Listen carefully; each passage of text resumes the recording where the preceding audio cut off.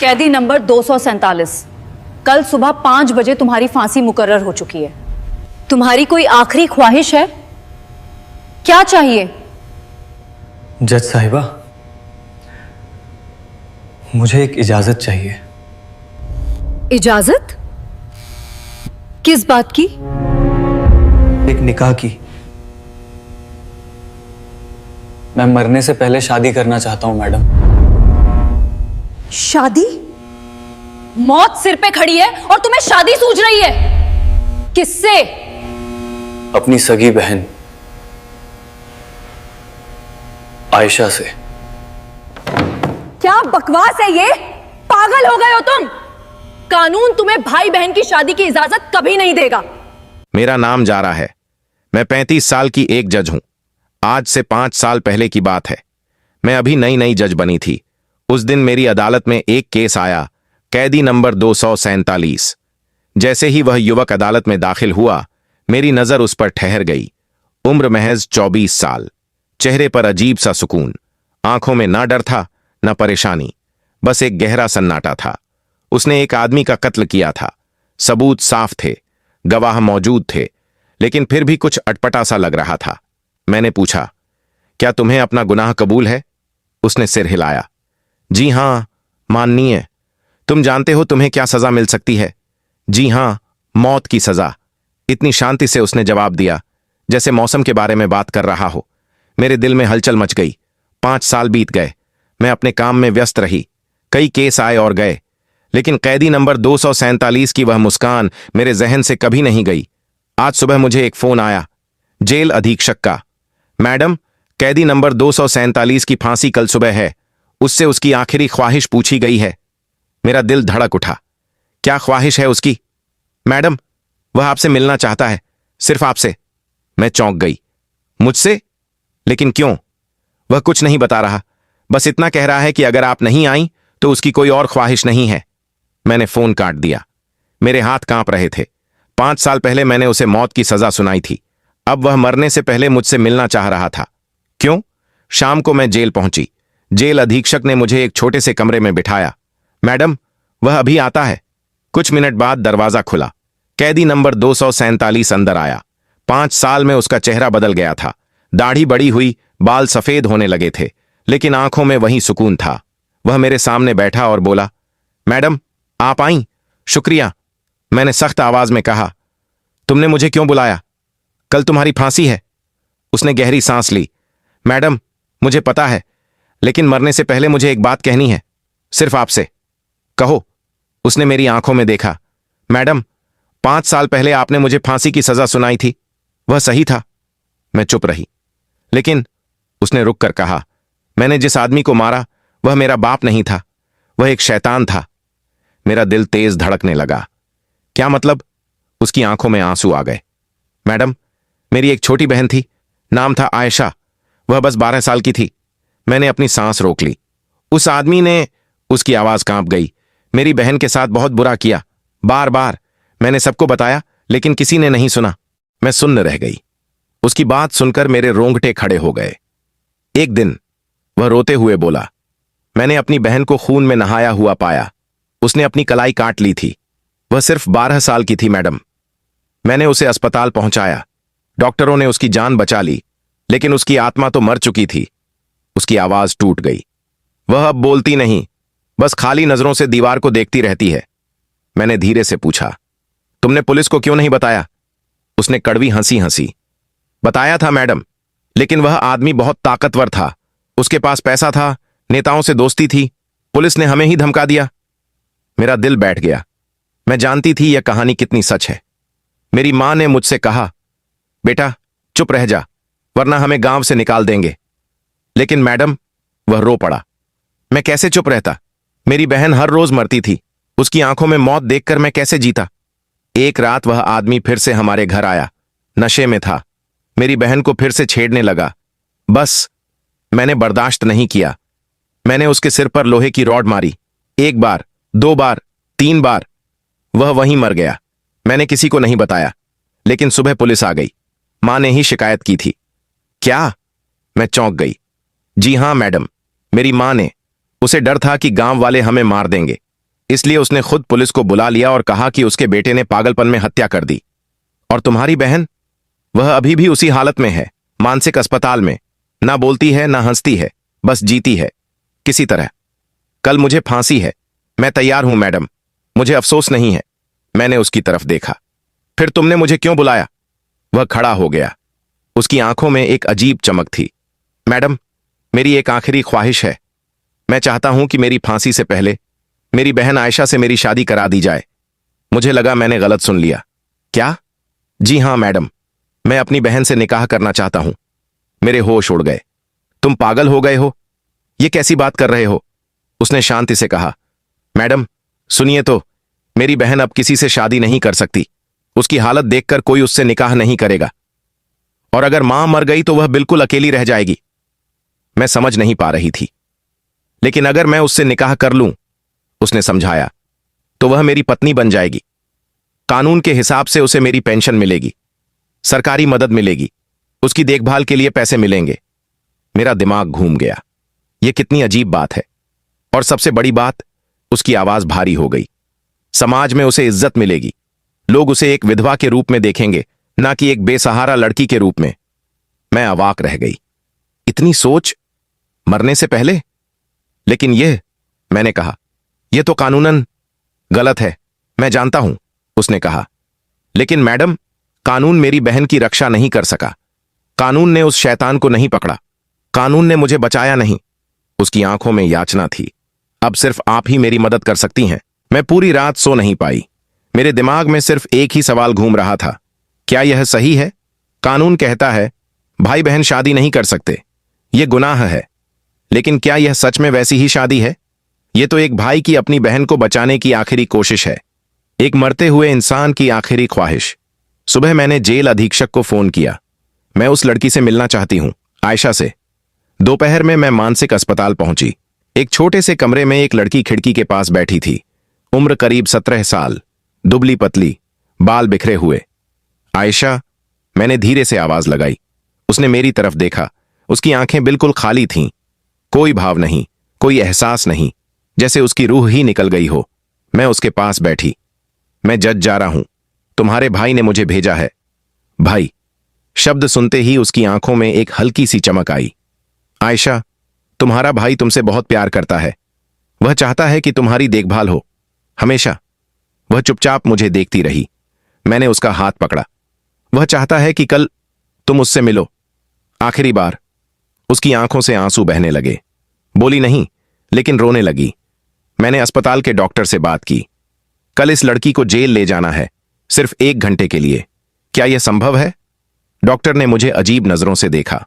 Madam, यह लड़की बहुत नाजुक हालत में है, प्लीज, मैंने कहा, यह बहुत जरूरी है। आखिरकार डॉक्टर मान गए। शाम को मैं अपने ऑफिस में बैठी थी। मेरे सामने कानून की किताब खुली थी। हर पन्ना मुझसे कह रहा था यह गलत है, लेकिन मेरा दिल कह रहा था यह इंसानियत है। मैंने एक फैसला किया, अगर यह गलत है तो मैं इसका पाप अपने सिर लूंगी, लेकिन मैं उस भाई की आखिरी ख्वाहिश पूरी करूंगी। अगली सुबह जेल में एक अजीब सा माहौल था। सब जानते थे आज कुछ अलग होने वाला है। मैंने जेल अधीक्षक को बुलाया। आज शाम 5 बजे एक निकाह होगा इस जेल में, कैदी नंबर 247 का। लेकिन मैडम, वह घबरा गया। यह तो मैं जानती हूं, मैंने कहा, लेकिन यह एक आदेश है, मेरा आदेश। शाम को एक मौलवी साहब आए। उन्हें मैंने खुद बुलाया था। मैंने उन्हें पूरी बात समझाई। बेटी, मौलवी साहब बोले, यह तो शरीयत के खिलाफ है। मौलवी साहब, मैंने कहा, अल्लाह रहम का दरिया है। यह निकाह किसी गुनाह के लिए नहीं है, यह एक बहन को बचाने के लिए है। मौलवी साहब चुप रहे, फिर बोले, अगर अल्लाह ने मुझसे पूछा तो मैं यही कहूंगा, मैंने एक बेसहारा को सहारा देने में मदद की। 5 बजे जेल के एक छोटे से कमरे में सब इकट्ठा हुए। कैदी नंबर 247 को लाया गया। उसने साफ कपड़े पहने थे। आयशा को व्हील चेयर पर लाया गया। उसने एक सफेद दुपट्टा ओढ़ा हुआ था। कमरे में मैं थी, जेल अधीक्षक थे, 2 सिपाही थे और मौलवी साहब। मौलवी साहब ने निकाह पढ़ाना शुरू किया। कैदी नंबर 247, तुम्हारा असली नाम? रहीम, रहीम अली। क्या तुम आयशा से निकाह करने को राजी हो? कबूल है, कबूल है, कबूल है। फिर मौलवी साहब आयशा की तरफ देखे। बेटी, आयशा ने कुछ नहीं कहा, बस अपने भाई की तरफ देखा। उसकी आंखों में पहली बार मैंने जिंदगी देखी। रहीम उसके पास गया और उसका हाथ पकड़ा। आयशा, तू मेरी बहन है, हमेशा रहेगी, लेकिन कागजों में तू मेरी बीवी बनेगी ताकि तेरी रक्षा हो सके। आयशा ने धीरे से सिर हिलाया। एक हाँ में। मौलवी साहब ने कहा, खुदा गवाह है, मैंने यह निकाह पढ़ा दिया। कमरे में सन्नाटा छा गया। रहीम ने अपनी बहन को गले लगाया। दोनों रो रहे थे। मैं भी अपने आंसू नहीं रोक पाई। निकाह के बाद रहीम ने मुझसे कहा, मैडम, एक और गुजारिश है। मैंने पूछा, क्या? मुझे अपनी बीवी के साथ आज की रात गुजारनी है, अकेले, बस कुछ घंटे। मेरा दिल धक से रह गया। क्या? प्लीज मैडम, कल सुबह मुझे फांसी है। ये मेरी आखिरी रात है। मुझे अपनी बहन से माफी मांगनी है, उससे बातें करनी है। मैंने सोचा, फिर मान गई। रहीम और आयशा को एक कमरे में भेज दिया गया। दरवाजा बंद कर दिया गया। बाहर सिपाही पहरा देने लगे। मैं ऑफिस में बैठ गई, घड़ी देखती रही। मेरा दिल बेचैन था। अचानक एक सिपाही दौड़ता हुआ आया। मैडम, मैडम, जल्दी आइए। मैं भागती हुई उस कमरे की तरफ गई जहां रहीम और आयशा थे। क्या हुआ? मैंने घबराकर पूछा। सिपाही ने कहा, मैडम, अंदर से कोई आवाज नहीं आ रही, बहुत देर से। मेरे हाथ कांपने लगे। मैंने दरवाजा खटखटाया। रहीम, आयशा? कोई जवाब नहीं। मैंने जोर से दरवाजा पीटा। दरवाजा खोलो। फिर भी कोई आवाज नहीं आई। तोड़ दो इस दरवाजे को, मैंने चिल्लाकर कहा। सिपाहियों ने दरवाजा तोड़ा। जैसे ही दरवाजा खुला, मेरी सांस रुक गई। कमरे के बीच में आयशा की व्हील चेयर खाली पड़ी थी, लेकिन आयशा कहीं नहीं थी। और रहीम जमीन पर लेटा था, बेहोश। डॉक्टर को बुलाओ, मैं चिल्लाई। मैं रहीम के पास गई। उसकी सांस चल रही थी, वह जिंदा था। लेकिन आयशा कहां गई? कमरे में कोई खिड़की नहीं थी, सिर्फ एक दरवाजा था जो बाहर से बंद था। तो आयशा बाहर कैसे गई? मेरा दिमाग घूम गया। क्या यह कोई जादू था? जेल अधीक्षक भागते हुए आए। क्या हुआ? लड़की गायब हो गई, मैंने कहा। पूरी जेल में तलाशी लो, अभी। सारे सिपाही जेल में ढूंढने लगे, हर कोने में, हर कमरे में, लेकिन आयशा कहीं नहीं मिली। आधे घंटे बाद डॉक्टर आए। उन्होंने रहीम को चेक किया। यह बेहोश क्यों है? मैंने पूछा। डॉक्टर ने कहा, इसे किसी ने नींद की दवा दी है, बहुत तेज दवा। क्या? मैं हैरान रह गई। तभी मेरी नजर रहीम के हाथ पर गई। उसकी मुट्ठी में कुछ था। मैंने उसका हाथ खोला। एक कागज निकला, एक चिट्ठी। मैंने कांपते हाथों से चिट्ठी खोली। उसमें लिखा था, माननीय जज साहिबा, मैं आयशा नहीं हूं, मेरा नाम मुस्कान है। मैं रहीम की असली बहन आयशा की दोस्त हूं। आयशा 2 साल पहले ही मर चुकी है। वह अपनी तकलीफ बर्दाश्त नहीं कर पाई और उसने फिर से अपनी जान ले ली। इस बार डॉक्टर उसे बचा नहीं पाए, लेकिन रहीम को यह बात नहीं पता। उसकी मां ने उसे यह कभी नहीं बताया। उसे लगता था कि आयशा अस्पताल में जिंदा है। मैं आयशा की सहेली थी। जब रहीम की मां ने मुझे बताया कि रहीम की आखिरी ख्वाहिश अपनी बहन से मिलना है, तो मैंने यह जिम्मेदारी उठाई। मैं आयशा बनकर गई, रहीम को खुश रखने के लिए, ताकि वह शांति से मर सके। लेकिन आज रात जब मैंने रहीम से बात की, तो मुझे पता चला कि वह सच में निर्दोष है। उसने अपनी बहन की रक्षा के लिए उस शैतान को मारा था। मैं नहीं चाहती कि एक बेगुनाह को फांसी हो, इसलिए मैंने रहीम की चाय में नींद की दवा मिला दी। और अब मैं उसकी जगह पर जा रही हूं। कल सुबह मुझे फांसी दे दीजिए, मैं तैयार हूं। रहीम को बचा लीजिए, उसे मरने मत दीजिए। चिट्ठी पढ़कर मेरे हाथ से कागज गिर गया। मैं सदमे में थी। यह लड़की, यह मुस्कान, उसने रहीम की जान बचाने के लिए खुद को कुर्बान करने का फैसला कर लिया। लेकिन यह कैसे संभव है? वह बाहर कैसे गई? तभी एक सिपाही दौड़ता हुआ आया। मैडम, पीछे की दीवार के पास एक पुरानी नाली है, वहां से कोई बाहर निकल सकता है। क्या? जेल अधीक्षक चिल्लाए। यह नाली तो बंद थी। सर, किसी ने इसे खोल दिया है, शायद अंदर से किसी ने मदद की हो। मेरा दिल तेज धड़कने लगा। मुस्कान को ढूंढो, अभी, वह ज्यादा दूर नहीं गई होगी। सारी पुलिस जेल के बाहर दौड़ गई। मैं वापस रहीम के पास गई। वह अभी भी बेहोश था। मैंने उसका माथा सहलाया। तुम्हें पता भी नहीं कि तुम्हारे लिए कोई अपनी जान देने को तैयार है। तभी मुझे ख्याल आया, मुस्कान ने चिट्ठी में लिखा था कि आयशा मर चुकी है। तो क्या रहीम की मां ने झूठ बोला? मैंने फौरन रहीम की मां को बुलवाया। आधे घंटे बाद एक बूढ़ी औरत आई। आप रहीम की मां हैं? मैंने पूछा। जी हां, उसने रोते हुए कहा। क्या आयशा सच में मर चुकी है? औरत रो पड़ी। जी हां मैडम, 2 साल पहले। लेकिन मैंने रहीम को नहीं बताया, वह जेल में था। मैं नहीं चाहती थी कि उसे और तकलीफ हो। मेरा गला भर आया। तो आज जो लड़की आई थी वह मुस्कान थी, औरत बोली। आयशा की सहेली। उसने मेरे बेटे की खुशी के लिए यह सब किया। मैं चुप हो गई। इतना प्यार, इतनी कुर्बानी। तभी बाहर से आवाज आई, मैडम हमें मिल गई, हमें मुस्कान मिल गई। मैं दौड़कर बाहर गई। मुस्कान को सिपाही पकड़कर ला रहे थे। उसके कपड़े गंदे हो गए थे, चेहरे पर खरोंचें थीं। मैंने मुस्कान को अपने ऑफिस में बिठाया, उसे पानी दिया। तुमने यह सब क्यों किया? मैंने पूछा। मुस्कान ने अपनी आंखें पोंछीं, फिर बोलने लगी। मैडम, मैं और आयशा बचपन की दोस्त थीं, एक ही स्कूल में पढ़ते थे। वह मेरी सबसे अच्छी दोस्त थी। उसकी आवाज कांप गई। जब उसके साथ वह सब हुआ, मैं कुछ नहीं कर पाई। मैं डर गई थी। मैंने उसकी मदद नहीं की। मुस्कान रोने लगी और फिर उसने अपनी जान ले ली। मैं खुद को कभी माफ नहीं कर पाई। मैंने उसका हाथ थाम लिया। रहीम भाई को मैं बचपन से जानती हूं, मुस्कान बोली। वह सबसे अच्छा भाई था। हमेशा आयशा का ख्याल रखता था। उसकी किताबें लाता, उसे स्कूल छोड़ने जाता। उसने मेरी तरफ देखा। मैडम, वह दिन मैं कभी नहीं भूल सकती जब रहीम भाई ने उस शैतान को मारा। तुम वहां थी? मैं चौंक गई। जी हां, मुस्कान ने कहा। उस रात मैं आयशा से मिलने गई थी। हम दोनों उसके कमरे में बात कर रहे थे। मुस्कान की आंखों में डर आ गया। तभी वह आदमी आया, नशे में था। उसने दरवाजा तोड़ने की कोशिश की। आयशा डर के मारे कांपने लगी। वह रोने लगी। मैं भी घबरा गई। तभी रहीम भाई आए। उन्होंने उस आदमी को रोकने की कोशिश की, लेकिन वह नहीं माना। मुस्कान का गला भर आया। उस आदमी ने आयशा को पकड़ने की कोशिश की और तब रहीम भाई ने उस पर वार किया।